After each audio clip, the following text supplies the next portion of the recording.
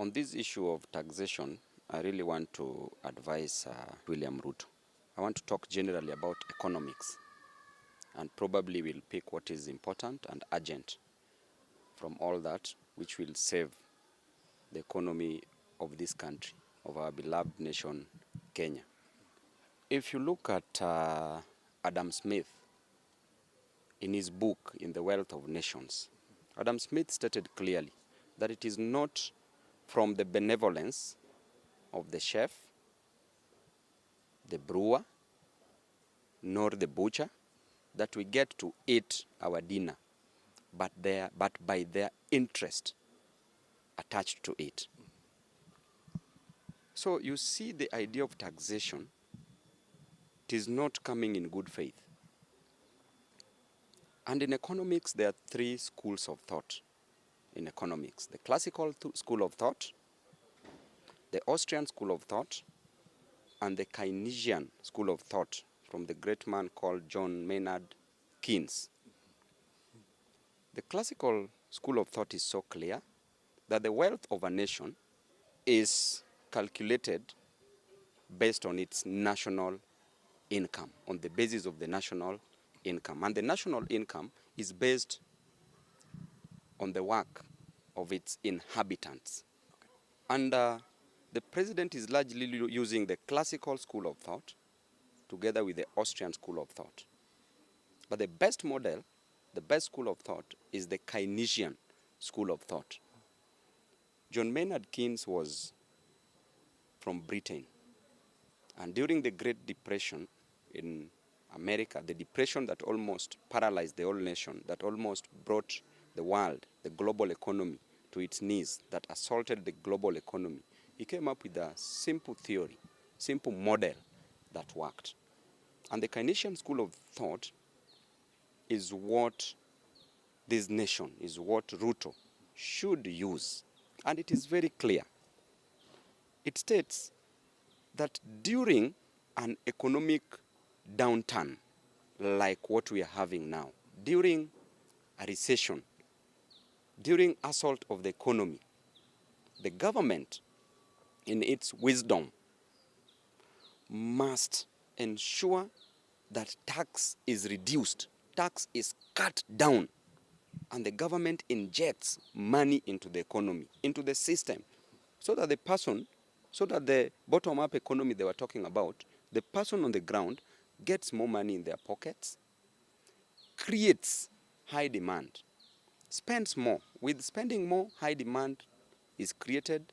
When high demand is created, our economy grows, because with the increase in demand, increase in demand increases consumption, will automatically make our economy grow. So cut down the taxes. Once you cut down the taxes, ensure that you inject more money into the system. Then when there's an economic boom, when the economy is growing up, increase the taxes a little. Okay. Remember, the economy is not growing in Kenya now.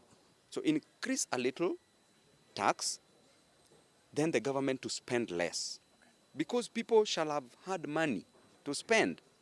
So even if tax is increased, people have money in their pockets to spend. But you cannot make a grave mistake, a mistaken belief that people have money. People have no money, people have no jobs. Therefore, increasing tax in an economy where there are no jobs and there is no money, you are paralyzing this nation. Then I don't see the reason, the need why you worked so hard to campaign, you prayed to be the president, just for you to want to be hated for no reason. Why did you do so? And on the issue of the debt, that he should not take more loans. I want to also educate him on the issue of loans. And it's as simple as this. We had a great economist who was called Franco Modigliani, an Italian-American-based economist who won Nobel Prize because of economics. Franco Modigliani stated clearly that during your working days, you can save more as you work so that you fund your retirement. And that is the introduction of the loan system through a theory called the life cycle consumption theory that he came up with. Okay? So, what you ought to have enjoyed in 70 years' time, you can enjoy it now by taking a loan for it, by taking a mortgage for it. Then you pay slowly as you enjoy it. Because probably you can save all your lifetime, then when you reach the retirement age, you are not existing. You shall have been dead by then. So what you need to enjoy in the future, you can enjoy it presently as you pay for it.